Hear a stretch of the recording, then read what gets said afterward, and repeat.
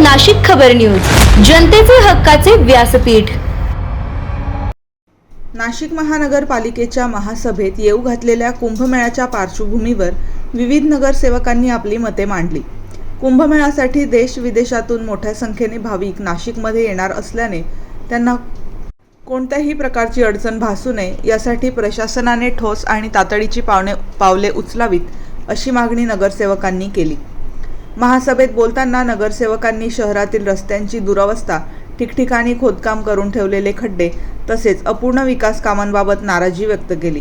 कुंभमेळ्याच्या तयारीसाठी सुरू असलेली कामे अद्याप पूर्ण न झाल्याने भाविकांना त्रास होण्याची शक्यता असल्याचे त्यांनी नमूद केले। यावेळी महापौर आणि आयुक्त यांना नगरसेवकांनी सांगितले की शहरातील सर्व प्रलंबित कामे लवकरात लवकर पूर्ण करण्यात यावीत। विशेषतः रस्ते दुरुस्ती, स्वच्छता, वाहतूक व्यवस्था आणि मूलभूत सुविधा याकडे गांभीर्याने लक्ष देणे आवश्यक आहे। कुंभमेळा हा नाशिकसाठी अत्यंत महत्त्वाचा धार्मिक आणि सांस्कृतिक सोहळा असून शहराची प्रतिमा देश विदेशात उंचवण्याची ही संधी आहे। त्यामुळे प्रशासनाने नियोजनबद्ध आणि वेळेत कामे पूर्ण करून भाविकांना सुकर आणि सुरक्षित सुविधा उपलब्ध करून द्याव्यात अशी एकमुखी मागणी नगरसेवकांनी महासभेत केली।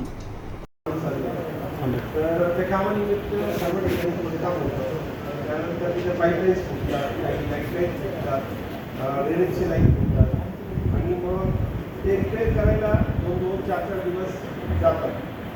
तर मी त्याचे वर्क ऑर्डर पण वाचते, त्याच्यात खूपच स्पेसिफिकली असं उल्लेख नाही आहे त्यांनी ते फुटल्यानंतर किती वेळेत करावं याचा फायदा ते कॉन्ट्रॅक्टर लोक घेतात।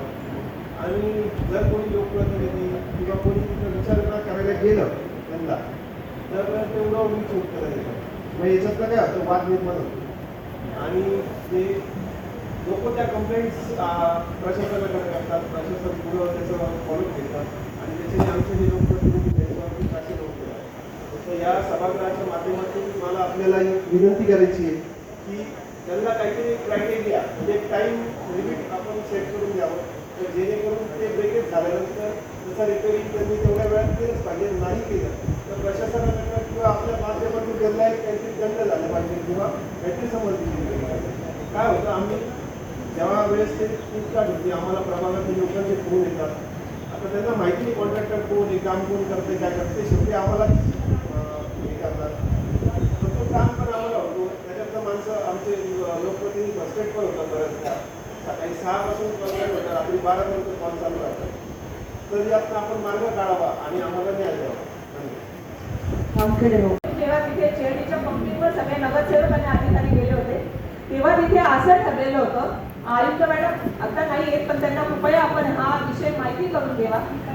येत्या काही काळामध्ये असं तेव्हा ठरलं होतं की चेहडीचा जो विषय आहे, चेहडी पंपिंग स्टेशनवर 1-1.5 किलोमीटर मागे पाणी उचलण्यासाठी नवीन यंत्रणा दारणा नदीच्या चेहडी बांधावर ती आपल्याला करायची होती आणि ती केल्यामुळे नाशिक रोडचा जो पाणी पुरवठा आहे तो स्वच्छ पाणी पुरवठा भूमिगत गटार योजना राबवून तिथे आजूबाजूचे शेतकरी जे आहेत त्यांच्यासाठी भूमिगत गटार योजना राबवून तिथेच आपण दारणा नदीचं जे चेंडीचं पंपिंग आहे, दारणाला जे आळ्यायुक्त पाणी येतं, आळ्या असतात, तर ते जे 2-3 किलोमीटर आधीच आपण ते पंपिंग केलं तर तिथला विषय आपला सॉल्व्ह होणार होता।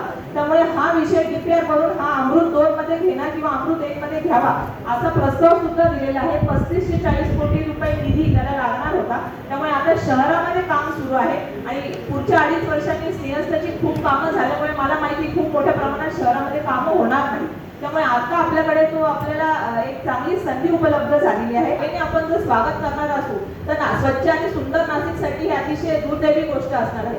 त्यामुळे त्या सगळ्या मोठेधारकांना नोटीस देऊन रिसायकलचं मशीन हे कंपल्सरी करून त्यांचं मलमूत्र जनावरांचं वेगळं करून फक्त आणि फक्त स्वच्छ पाणी त्या नाल्यात आलं पाहिजे असं त्यांना आपल्या तिन्ही म्हणजे हे बांधकाम विभाग असेल, पशुवैद्यकीय विभाग असेल आणि मल निस्तारण असेल यांनी सगळ्यांनी त्यांना आदेशित करून हा विषय लवकरात लवकर मार्गी लावला नाही तर आमच्या इथल्या ज्येष्ठ नागरिकांनी त्यांची वॉकिंगची रस्ता बदलून टाकलेली अशी परिस्थिती झालेली आहे। आम्हाला सुद्धा त्या तिथनं जाता येत नाही, अतिशय दुर्गंधीयुक्त वास त्या नाल्यांचा आम्हाला सातत्याने येतो आहे। त्यामुळे आपल्याला विनंती आहे की हा विषय सुद्धा आपण अगदी प्रायोरिटीने घेऊन त्या मोठेधारकांना नोटीस द्यावा अशी मी आपल्याला विनंती करते आहे। आणि पुन्हा एकदा मी आपल्याला सांगू इच्छिते ही जी समस्या होती त्याच्या संदर्भात कार्यकारी अभियंता नरेंद्र शिंदे जे आहेत पंचवटीचे त्यांच्याकडे अतिरिक्त कार्यभार आहे मोठ्या लोकांचा त्याचप्रमाणे ठाकरे आहे तिथे उपअभियंता, त्या दोघांनाही अवगत केलेलं आहे आणि प्रत्यक्ष फील्डवर जाऊन त्याचं निराकरण कसं करायचं आहे किंवा काय रिअरेंजमेंट काय करायचं आहे. 28 मार्च होतं, तर आज 1 महिना होती, ते केलं जाईल याचा विषय नाही, काय झालं ते सांगा म्हणजे मला कारवाई करायची. अद्यापपर्यंत त्या दोघांनी त्याच्याबाबत मला फीडबॅक दिलेला नाही मॅडम. आज दिवस किती झाले? 28 मार्च. कारंजे साहेब त्याच्या तुम्हाला पण पत्र दिलेलं होतं.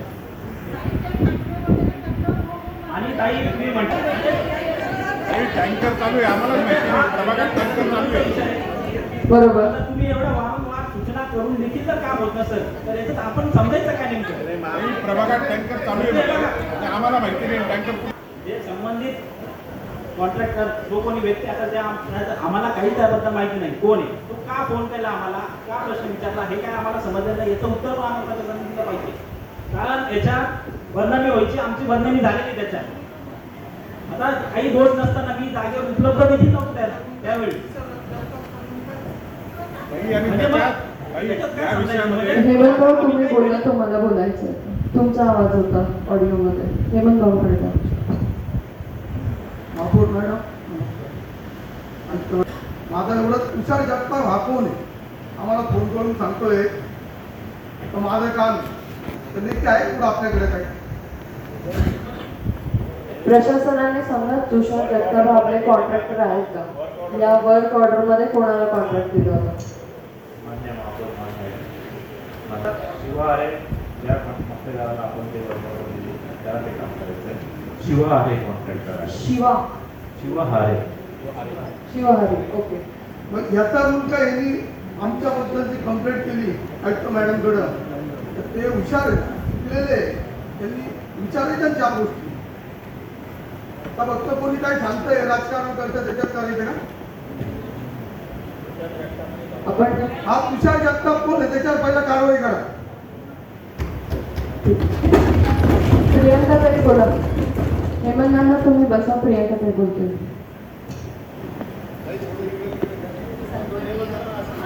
उपाययोजना करावी. तसेच मागील आठवड्यात एक घटना झाली आमच्या प्रभागात. पाण्याचा प्रचंड त्रास असताना मोठी पाईपलाईन जी फुटली, तिथे आम्ही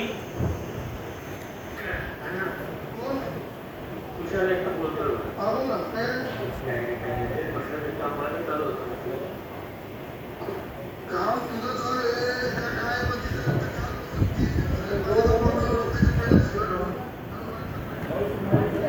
काय? चालतं का असं?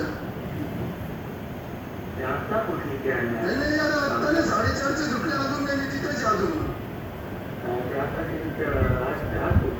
नाही यार, आज कुठली पण तिथं पण 4:30चं ते बाजूचं अर्ध भरून गेले ते खोदलेलं. पाण्याचं तिथं येते, पाण्याचंच काम सांगतो ना. पाणीच महत्वाचं होतं, पाण्यालाच शिवलं. 3-4 दिवस झाले पाण्याला आम्ही शिवाय खाऊ लागलो लोकांच्या. आणि इथं एक जबाबदार माणूस नाही, इथं माणूस एक जबाबदार नाही तिथं. तिथं कामच करायचं नाही, काम करायला तर शिवाय करायला म्हणतो. कोणी शिवाय दिला त्याला? आमच्या पहिले कोणी दिला असेल म्हणल्यावर आम्ही आलो तिथं अधिकारी घेऊन, तर तिथं कोणी दिलं म्हणतो.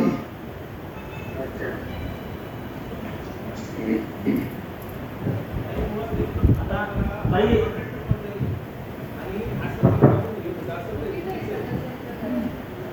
आता याच्यात विषय महत्त्वाचा असा आहे, आता पाण्याच्या प्रश्नासाठी आम्ही जायचं नाही का, हा सगळ्यात आमचा मूलभूत हक्काचा विषय आहे.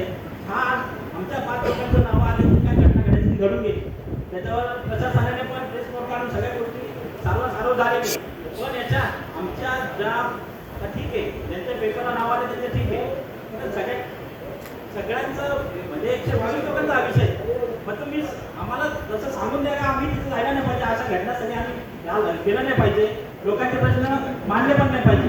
आणि त्या घटनेच्या वेळी आयुक्त मॅडमला सुद्धा फोन केलेला होता, तो त्यांच्याकडून रिसिव्ह काही झाला नाही. म्हणजे या घटनेची दखल आम्ही जेव्हा पण आयुक्तांना पण कळवलं होतं की अशी घटना झालेली. आणि याच्यात विषय असा आहे का जो कोणाचा फोन आम्हाला आला आहे, ती संबंधित रेकॉर्डिंग ऐकवली, त्या माणसाचा याबाबत रोल काय, या कामाबाबतचा रोल काय, ते काय आम्हालाही समजलं नाही. आणि जर मग अशा बाहेरच्या कुठल्याही माणसाचं जर प्रशासन जर दखल घेत असेल तर आम्ही काय करायचं? मग तुम्ही आम्हाला सांगू द्या का तुम्ही कुठल्याही लोकांच्या समस्या एकदा मांडायच्या नाही, तुम्ही आपल्या घरी बसा, तर तसंच सांगू द्या, म्हणजे आम्ही कुठे कामाला जाणार नाही. आणि जर काही संबंधित लोकांच्या कंप्लेंट जर आम्हाला आले तर आम्ही आयुक्त मॅडमचा किंवा प्रशासनाला सांगू का तुम्ही सगळं ते सॉल्व्ह करत बसा. आताही की मॅडम प्रभाग क्रमांक 4 मधील आमचा अनुशया नगर, सन्माननीय उपमहापौर, सन्माननीय आयुक्त, सन्माननीय सभागृह, सन्माननीय पत्रकार मित्रांनो, तर बऱ्याच वेळा मागणी केल्यानंतर नाशिक महापालिकेच्या माध्यमातून लोकप्रतिनिधींना आपण सिंहस्थ कुंभमेळ्यामध्ये जे जे काही कामं करणार आहे त्याचं प्रेझेंटेशन केलं, त्याबद्दल तुमचा आयुक्त मॅडमचं मी प्रथमतः आभार व्यक्त करतो. आणि आपण बघितलं एक असं चांगलं आणि सुंदर असं प्रेझेंटेशन ह्या महापालिकेमध्ये सर्व नगरसेवकांना बघायला मिळालं. खरं तर 4 वर्षाच्या प्रशासकीय कामकाजानंतर खऱ्या अर्थाने 3-4 महिन्यापासून लोकप्रतिनिधीचं कामकाज सुरू झालं. आणि आपण बघतोय एक 4 वर्षाच्या या प्रशासकीय काळामध्ये आपण अनुभव घेतोय 3-4 महिन्यापासून बरेच नगरसेवक प्रशासकाला जे काम करण्याची सवय नाही राहिली, कुठेतरी आपण मुळावर आणली पाहिजे. कारण आपण बघतोय का 4-4, 5-5 वेळा अधिकाऱ्यांना फोन करायला लागतात.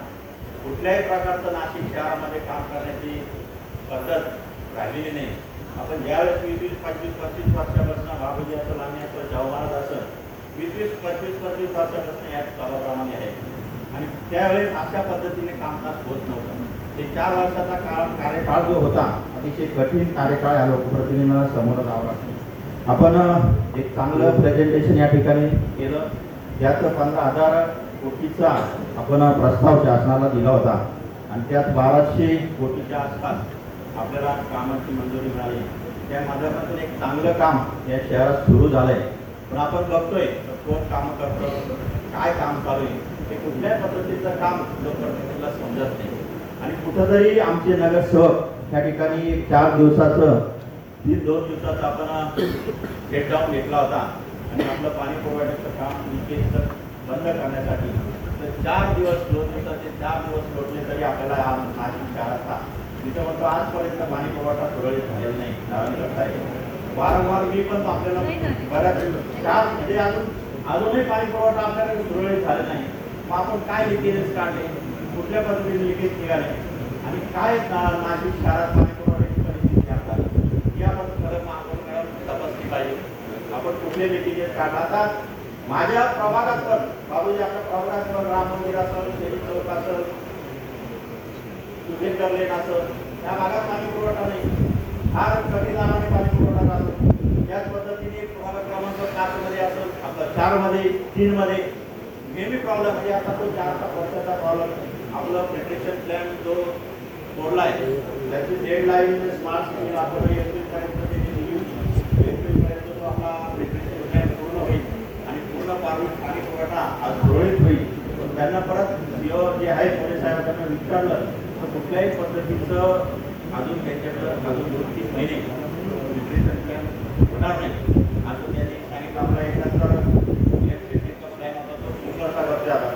एक चांगलं काम ते ठिकाणी होतंय पण त्याला विलंब फार होतोय. माझ्या माहितीनुसार आपण त्याला मुदतवाढ वर्षभराची मुदतवाढ दिलेली तरी पण अजून पूर्ण झालेली नाही. मला आणि त्यानंतर त्या दिवशी पाणी पुरवठ्याचा आपण 2 दिवसाचा पाणी पुरवठा बंद केला आणि माझ्या प्रभागात बाबूजीने माझ्या सांगितलं ग्रीन कॅपिटलपाशी पाईपलाईन फुटली. त्या पाईपलाईन फुटल्यावरही आम्हाला फोन आले, बाबूजीने आले, मला गेलो नाही. झाला तसा प्रकार काही होऊ नये म्हणून आम्ही त्या ठिकाणी पोहोचलो नाही. आणि त्यावेळेस धारणकर साहेबांनाही फोन केला, ठाकरे साहेबांनाही फोन केला. धारणकर साहेब ठाकरे साहेबांचं नाव घेत आहे. त्या ठाकरे साहेबांना कोणी बघितलंय का? मला पंचवटीकरांचं आपल्या पंचवटीकरांचं ठाकरे सांगावं. ठाकरे साहेब आज फील्डवर ठाकरे साहेब येतच नाही, कामच करत नाही, बिलकुल काम करत नाही, फोन उचलत नाही. आपण मॅडम सूचना दिल्या की आपण एक 10 टँकर वाढवले, कुठं कोणाला टँकर मिळाले? त्यामुळे पाणी बंद होतं, कुठं टँकर मिळाले? या कॉन्ट्रॅक्ट ज्या टँकर वाल्याला दिले त्यांनी डायरेक्ट विकून टाकले. म्हणजे विकत दिले लोकांना, पण आपल्या लोकांनी ज्या नगर सहभागाच्या तक्रारी होते त्यांच्यापर्यंत टँकर पोहोचले नाही. याचाही कुठेतरी आपण दखल घेतली पाहिजे.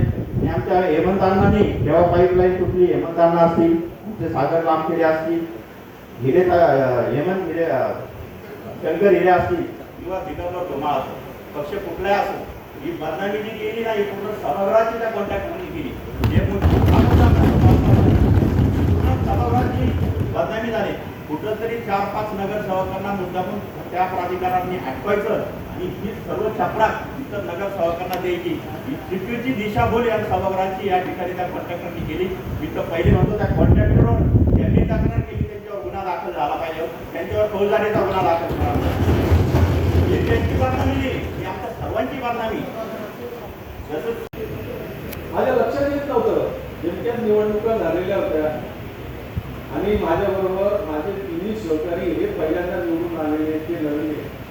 मला गॅरंटी होती तर त्यांच्यापैकी असं म्हणजे कोणी बोलवलं किंवा कोणी काय असं केलेलं नसावं. तर नगरसेवकाला पाणी पाजलं म्हणजे काय केलं मला कळेल ना. माझा त्याचा उलगडा ह्या महिन्यामध्ये झाला, ज्या वेळेला मी सिवरेजच्या साठी संपूर्ण खालपर्यंत जे काही सिवरेज आहे आणि ते कमिशनरनी केलं आणि ते भूमिपूजन आम्हाला करायचं होतं, असं एकंदरीत चित्र ते तिथं होतं. आणि ते आम्हाला मला तर माहिती सुद्धा नाही. परंतु असा चुकीचा मेसेज संबंधित जो कोणी अधिकारी असेल, संबंधित जो कोणी कॉन्ट्रॅक्टर असेल, 2600 कोटी 1500 कोटी हे सगळे लोक बाहेरचे, हे काही नाही. कुंभमेळा हा आपल्यासाठी घ्यायचे, नाशिकच्या कुठल्याही माणसाला काही उपजीविका नाही किंवा काही फायदा त्याचा नाही, कवडीचा नाही. आणि अशा पद्धतीने जर नगरसेवकांना बदनाम करणार असाल तर हे अतिशय चुकीचं आहे. आणि ही संपूर्ण जबाबदारी ही महापौर म्हणून, उपमहापौर म्हणून, स्थायी समितीचे अध्यक्ष म्हणून ही सगळी तुमची आहे. आम्ही सर्व तुमच्या नेतृत्वाखाली काम करतो, तर हे सगळं झालं पाहिजे एवढीच विनंती करतो आणि थांबतो.